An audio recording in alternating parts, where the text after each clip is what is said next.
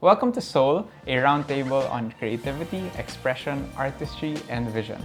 Today, we're with one of my favorite filmmakers and TV commercial directors, and we talk about his passion for film photography and how that can serve as an outlet to keep himself creatively sane.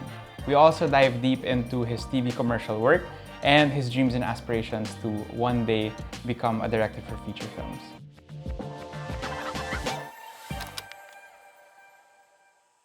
Migs, Yes. great to meet you, man. Great to meet you, Thank man. you for joining us. How are you? I'm good, man. Thanks for having me here. Yeah, buti you're in the area. I mean, you're I near know. the studio. It's an 8-minute drive. That's awesome. You found be parking specific. easily. Ish. Ish. Greenbelt. You parked in the mall beside it. Yeah, that's no problem. Nice So, walk. okay, just to open it up, I heard you're super into film photography. Yeah. In fact, you've got. I do. right I in do front have of you one now. right here. What's that? What model is So that? this is a Pentax PC35AF-M date. Wow. it's a bit of a mouthful. No, but the reason why I was interested in this is because it takes AA, man. Okay. Because most point and shoots take that CR123 kind of battery. It's expensive. It's hard to find. But this one, just AA. If I run out, I could go to a convenience store. Where did you find it? Facebook Marketplace. Yeah, that's the best. You don't use yung Lomo Manila, like the Facebook group for it? Well, I mean, it was on Marketplace, for so this why one, not, it was right? on Marketplace, so might as well. But How- yeah, I do check the group sometimes, but this one was from Marketplace. How did you get started with film photography? Oof, gosh.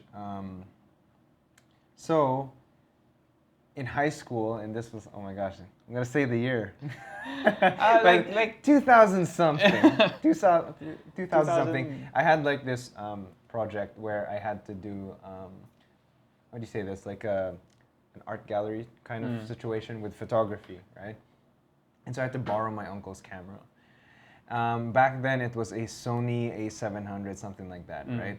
And I got pretty interested in it. And this uncle, he was like, oh, if you really wanna, learn photography more, you have to try film, Right. And so he gave me like this Nikon F3, right? Which I was told at that time was like creme de la creme when it came out, Yeah. right? And so I started with that, and I don't know, like when I tried it, I found it like very interesting. Although at that time, the labs were not very good. Right. They're not very good at that time. They would prefer that you would print it out like as a photo, but not like scan and upload. It wasn't very good. So I did stop for a while, but there's been a resurgence the past couple of Prices years. have gone sky high though. Like, I mean, it's really, like, even gosh, during the like, pandemic. I mean, where do you buy your film? I used to buy in Film Folk actually. Oh, okay, Film yeah. Folk, yeah. But then before that, it was Facebook Marketplace or Facebook Lomo Manila. I have a stock of like the last YKL. There was like a final batch of YKL in the Philippines. I got that for like 100 per roll. It's like that eh. 100 pesos per roll. Yeah, and back in the day, like I would go to like old malls and they would be selling expired Yeah, film. actually, Yung mga yeah. Ultramax, ganun, Ultima. I for, remember that like at tig that 50, time, yeah. fresh film cost like 120 pesos, 150 thereabouts. Crazy. Now they're all over 1,000, right? Yeah, Especially like the likes of Portra and stuff. So What was your first film stock? So when I first started playing around with the F3, I wanted to use the cheapest one I could find, which at that time was like Fuji Color. Yeah. Um, C200. Yeah, that one, the C200, right? But then once I started getting more comfortable with it, that's when I tried the Portra 400, Portra 800. Right. Can't really find those right now for some reason. Yeah. Why do you stick with film photography until now, though? You know what? That's an interesting question because a lot of people think that you would shoot film for this look, for a certain look, right? And for me, to be honest, digital sensors now on modern film, on modern digital cameras are so good that you can get quite close in terms of the look, in terms of if you're good enough in editing, and if you can find the right, I don't know, plugins and stuff, Yeah. You can get pretty close to the look of film. So for me, it's not about the look at all. Like, you know, I can download film, grain texture, color profiles, and things like that. Right. So for me, it's not the look.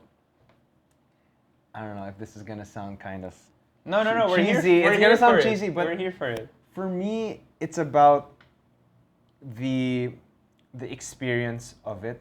It's like a game. Yeah. It's like a game to me. Because, so I also have like a Sony a7S III, right? I know that camera can shoot anything I throw at it. Right. Anything. It'll do it, right? But with a film camera, especially the ones that I have that are more manual, I kind of have to think about it. You know, I have to think about the focus. I have to think about the exposure. I have to think about the composition and all these things. So when I get the picture and if I see a banger shot, I feel like I took that. Right. You know what I mean? With my Sony a7S, there's a part of me that thinks, okay, well, that's the camera, right? I'm sure, okay, that's a bit of a controversial statement, right?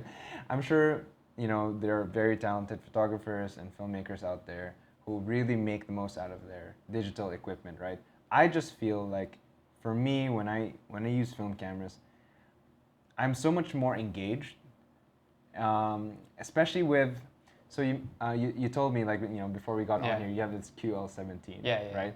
For those who are not aware of that camera, it's a rangefinder, okay? So rangefinder, you're going to have to focus with like this window, and you have to align those two images together in order to focus. It's not like a blurry to sharp sort of thing, right?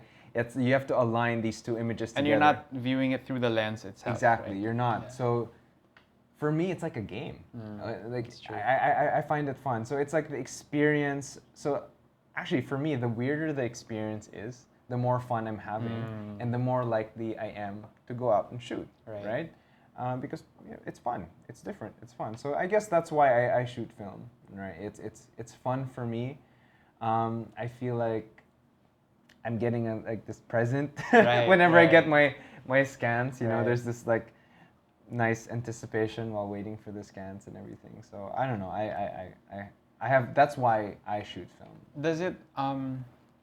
Do you feel like each photo is more valuable, like that much more? Like one, it costs more money because you have to pay for the actual film stock and developing, and then secondly, it's not like an SD card where you can shoot thousands of photos. It's like in one roll, just 36. You know.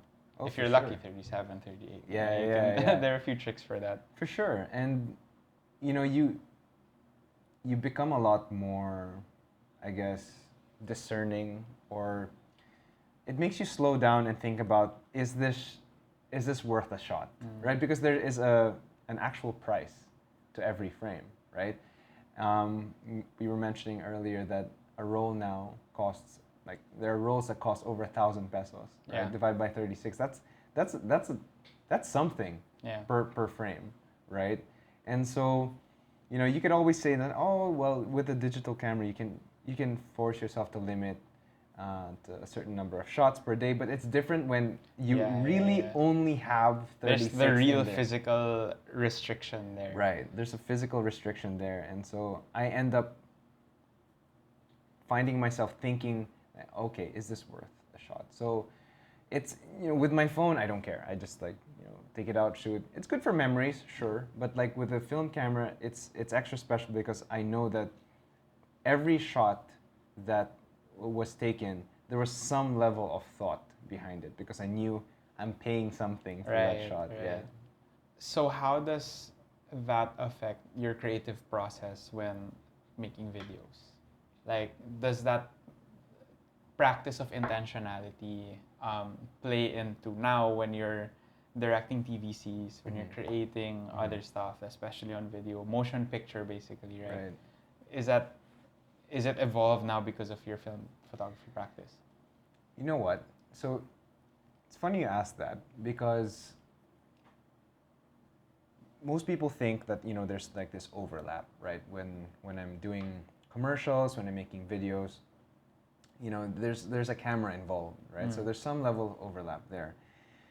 But to me, I actually want to separate them as much as possible, because for me, when I'm out like shooting with my film camera, I don't want it to seem like work, right? I don't want it to seem like work. So whenever, because the moment it feels like work, then the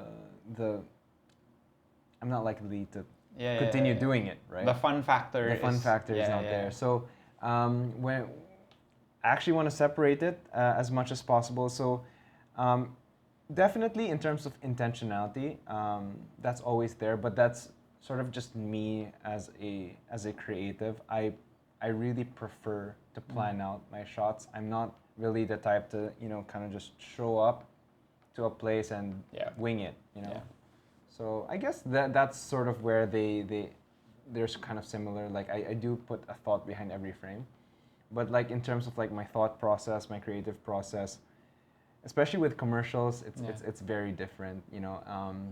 With film photography, I prioritize. I don't want to say art, but I don't want to say art, but more of just like capturing real moments, right? Versus fabricated moments in commercials. You know what I mean? Yeah. What's the difference for you, like between, let's just call it like art and then creativity for a certain revenue generating purpose, let's say? With art, it doesn't need to have any other purpose other than itself. You know what I mean? Like, actually, if you take a look at my socials, I barely have any of the film photos that I've taken. I have that I absolutely love, and I would hang it on my wall and things like that, but I don't post it, right? Because those photos, they're for me. Wow. Like this is mine. Although obviously, if people want to see, I can share and stuff. But I don't take film photos in order to share it to others and sort of try to make money of it out of it or something. I don't sell any prints or sell any photos, things like that. No, because the process in itself is what I'm getting out of it. Wow. Like these photos, they're just for me. I just love taking the photos. I love seeing the results, and that's enough for me. Whereas with commercials, I know that it's to sell a product or a service, right? And so my mindset when shooting that is, this is not for me. Yeah. I have to think about the consumer and how they are going to receive this content, how they will interpret this content. And then, when I have that mindset, that's when I sort of get like sort of detached in a way, right? I'm still attached in the sense that I want it to be good. I want the commercial to do well. I want the product to do well, but it's not for me. You know what I mean? The film photos, they're just for me. I don't need to show it to anyone else. That's great. That reminds me of the word Autotelic. It's like you do it for the sake of itself, which is basically art for art's sake. Right. But then there's a lot of other things also. What is it again? Like Autotelic. So auto is like self, and then telic is like telos, which I forgot what telos means, but it's like, you derive pleasure from itself or something like that. Autotelic. Yeah. Learn There's a band something called new Autotelic. every day. But like, so maybe film photography for you is Autotelic, which is really cool because as we have friends who shoot film photography. Yeah.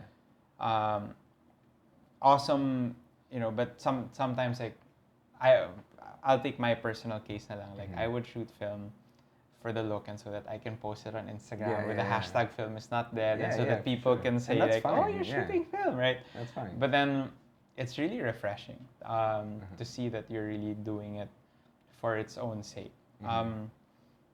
How do you keep that mindset? Like it's an anti-TikTok mindset. It's like an anti-clout chasing mindset, which I mean, of course, you still do creative work, which is for certain purposes, and you still post on your Instagram. Yeah, But, yeah. you know, like, I've come to a point, I had come to a point back in the day when, like, anything that I do, I'll make it into content kasi sayang. Mm-hmm. Right. How do you resist that urge? Okay, so for me, in this age of influencer marketing and content creation, everything is an ad and everyone is a billboard. And it just happens to be my job. So if I were to create or take photos with the intention of putting it online, and I would inevitably be conscious of the level of likes and comments and engagement, things like that. I can't help it. I will be conscious of it.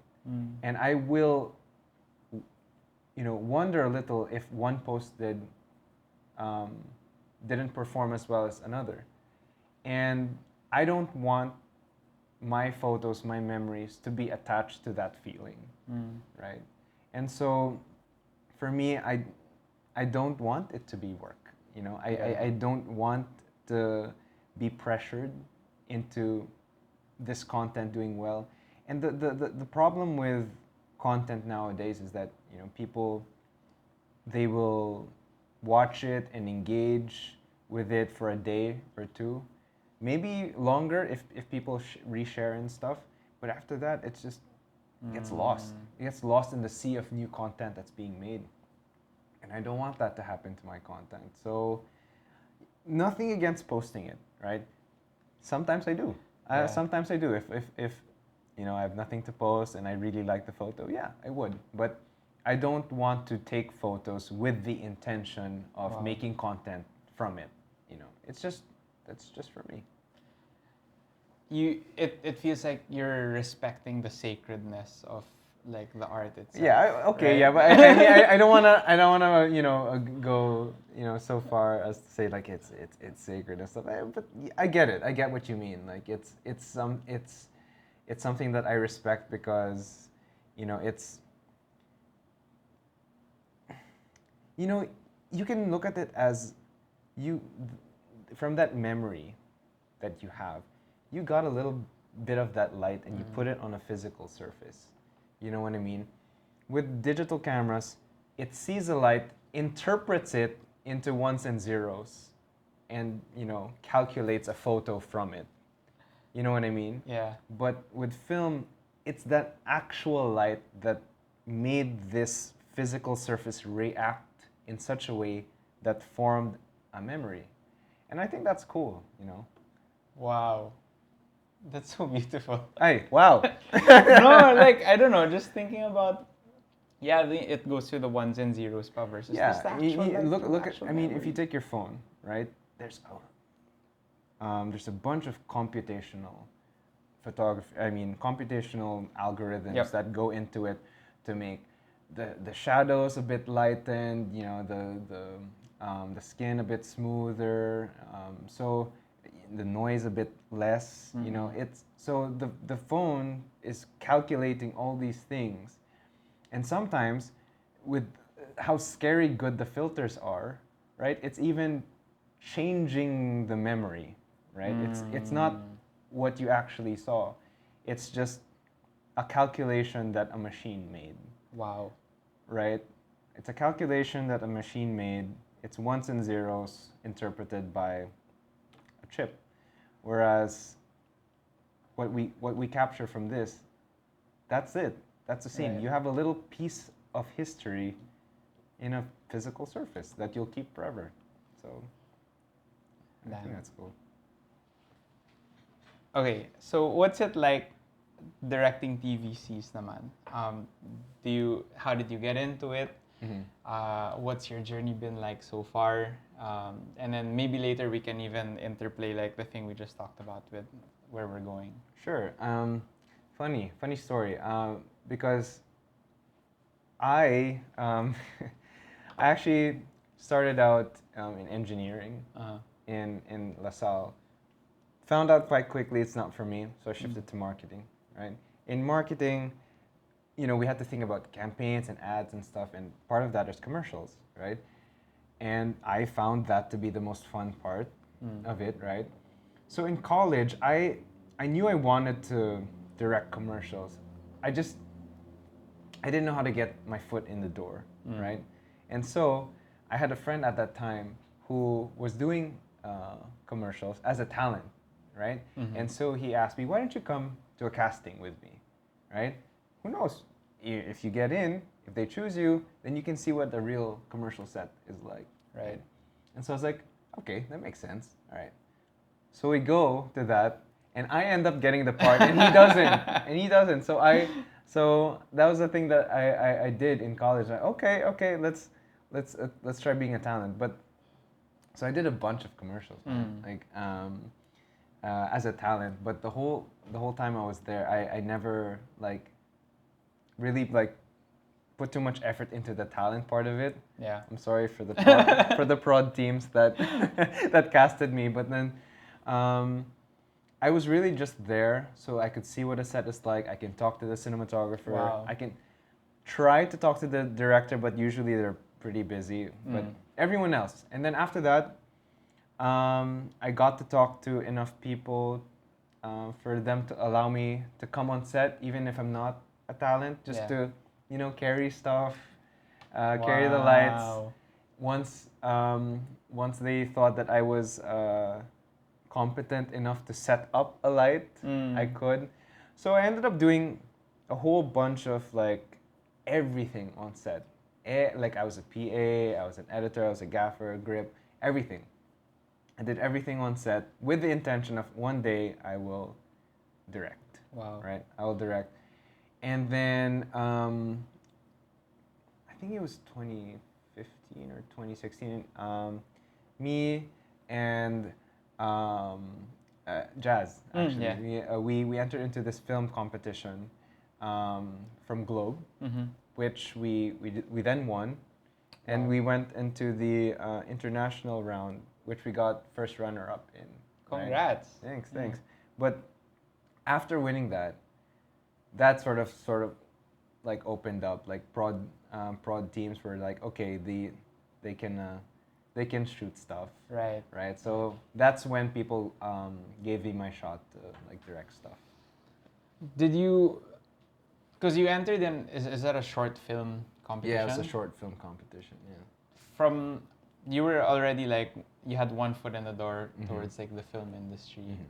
Why did you still keep going towards the TVC industry? I mean, that's neither here nor there, right nor wrong. It's that's the path you chose. So. Oh, here we go. For the money. Okay. It's true though. It's true. I mean, yeah. Look, you're gonna ask anyone. The money's just more stable. In advertising, and with movies, although it's very nourishing for the soul, or creatively nourishing, it's just financially risky. Right. And I was in a position at that time that I wanted to start working. I wanted to start pulling my own weight and all that. So I figured that, okay, hey, if I just make some money, doing commercials and stuff, I can save enough money doing that. And at the same time, creating contacts, gaining experience with, how a set is being worked, then eventually I'll have enough money and experience to make my own movie. Although, in hindsight, that proved a little bit, that logic was a little bit skewed. Why? Why do you say that? It's hard. It's actually once you're pretty far into the commercial and advertising world, it's kind of hard to cross over into movies. Yeah. I mean, I'm sure people have done it. Direct Gina Santos has done it, and a bunch of others have done it also. A lot of directors, can switch, but I think making that first initial switch is hard to do. You need to know the right people, and be lucky. Is it not Yeah. enough to, let's say, enter in another film festival or like a competition, and then if you win like a prestigious award or something, and then you'll kind of gain that recognition. Oh, this Sure. commercial director can. Yeah, I mean, Okay. it's that is a track that I think that's the most feasible track people take. The thing with short films also require a lot of planning and thinking. And for me to really feel like I'm dedicating the right amount of effort into a short film that I think can make it into a festival, I'll have to stop working first.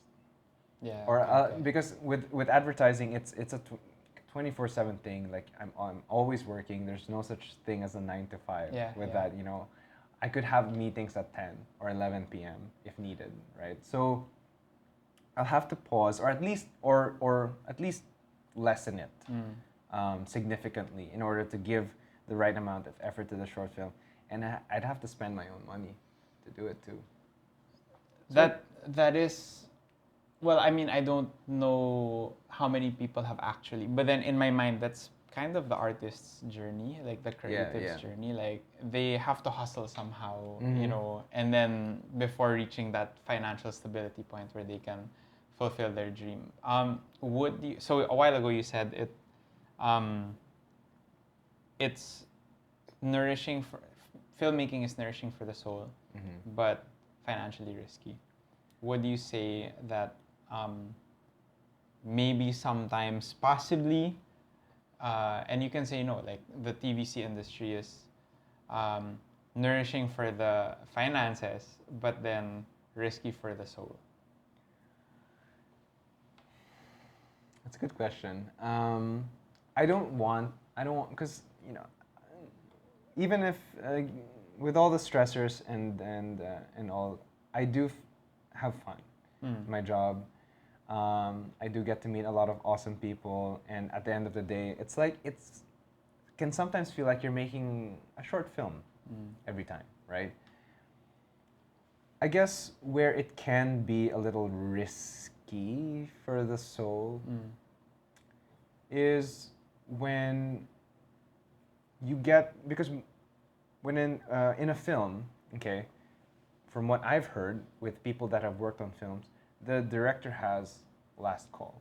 So when you're doing a movie shoot, we move on when the director's happy.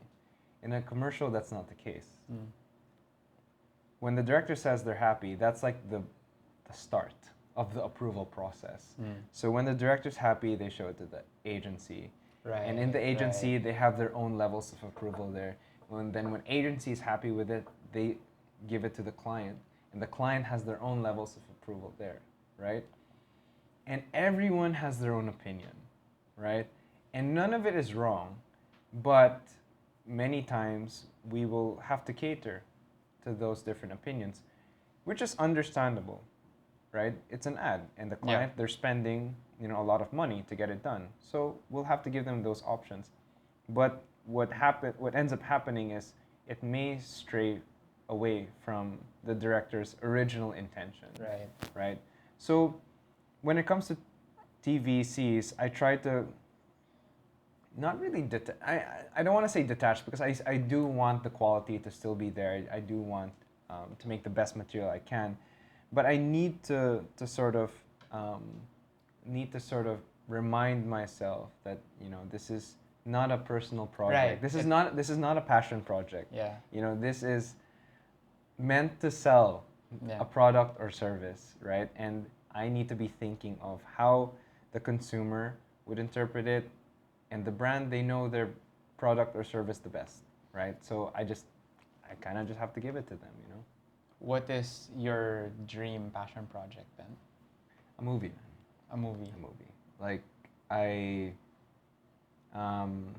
ever since I started in production, that was always like, I knew I wanted to direct commercials, right? But the reason why I wanted to direct commercials is so that I could save money, gain experience, meet new contacts in order to eventually make a movie. So that's the dream, to make a movie. I got scripts ready to go.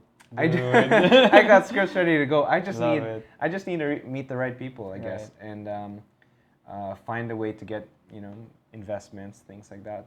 But I do believe, God willing, that someday, in the not too far future, I will make a movie. Right? It'll come, man. Yeah, and then we can sit down here again. Oh, let's do it. And talk about the movie, right? You're welcome here anytime, man. Yeah, for sure.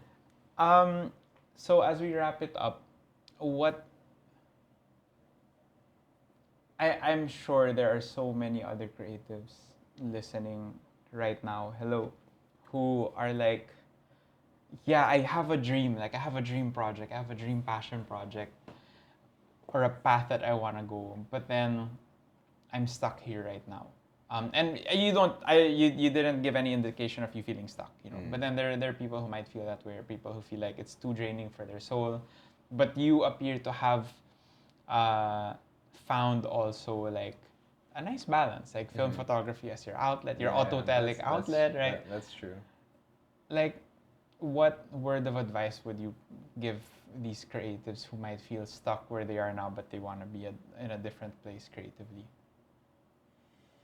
Word of advice on people who feel stuck. Well, I guess one would be like what you mentioned, have some sort of outlet that is very distinct from work, right?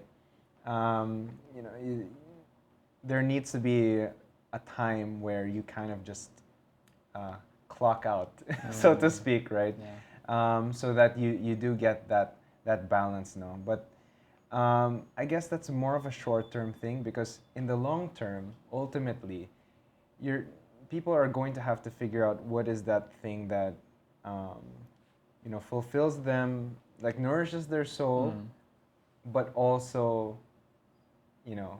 puts food on the table. You know what I mean? And hopefully, these people that are feeling stuck are still relatively young, because when you're in your 20s, your 30s, you do have the opportunity to experiment and try things, right? A lot of people they think that once they've found something, to be safe, they kind of just stick to it. You know what? I heard this quote. I forgot who said it, but you don't want to be 8 years old and thinking that the middle of your life was like 20 years ago. You know what I mean? It's you have to find that thing that makes you feel like you lived like a journey that was worth it. Right. And gosh, it's so much easier said than done. And to be honest, I'm trying to figure that out myself, right? So, if you guys have any experience, if you have any advice for me, that would be nice also. But again, like, I guess if I had to, give an answer, it's to try a lot of things, like. Because during the pandemic especially, there's so many people that shifted careers because they just tried different things. In the pandemic, they had to stop their work, or they had a bunch of more free time where, I know someone who, they had, a desk job, but during the pandemic, they started baking. Cool. Yeah, and that was something that they never tried. That they never tried in their life, but in the pandemic, they just wanted to try something. Now it's a legit business that's awesome. Making him more than his desk job pre-pandemic. Wow. Right, and he's obviously there will always be stressors when something is revenue generating, but at the end of the day, he much prefers that. Right. So just try different things, be open to things that you may not think you might like, but then might end up being your next career. Right. Yeah. I hope that answers your question. Yeah. Where can people find you? Okay, well, so I guess sort of in line with what I was saying earlier, I'm not super active on social media. But I do have an Instagram. It's Cool. just Migs Sotto with 2 S's. So MIGS SOTTO. That's where I'm most active. You know. That's what I have a TikTok too. Hey, I have a all TikTok right. too. I'll search you up That is there. also Migs Sotto. Okay. So yeah, over there I post mostly filmmaking stuff. Yeah. So if you're interested in that, or if anyone's interested in those sort of things, Yeah. might be cool. I'm in. I'll follow you, man. Nice. Thanks for man. coming on the show. Thanks so much for having me, man. Yeah. We'll come back when I do a movie. Dude, for Yeah. sure. You're always welcome here. Nice. Cut. That's a wrap.